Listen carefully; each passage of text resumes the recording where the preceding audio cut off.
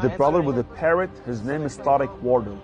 His mom went to the graveyard to visit her grandmother's grave. When she came home, she told Tariq that the parrot was acting different. He instantly remembered the hadith of the Prophet ﷺ when he said, when the kuffar are put in their graves, everything can hear their screams and their shouts except al-thaqalain, al-ins wal-jinn.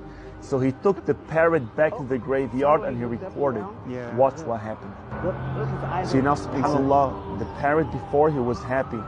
Now look. Her behavior just changed. Now she's nuts. Allahu Akbar. See what he's saying? The behavior of the parrot changed. She's not happy anymore. I'm getting creeped out right now. Subhan.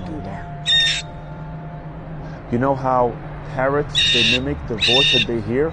Look at the screams, the high-pitched screams. That's great. She's looking down. Allahu Akbar. Allah. Allah. Oh my God. Allahu Akbar. What is he seeing? Allahu Akbar. Oh, she's getting scared. Over here. She's ripping.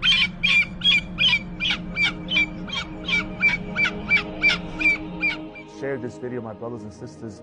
Hopefully it will be a reminder.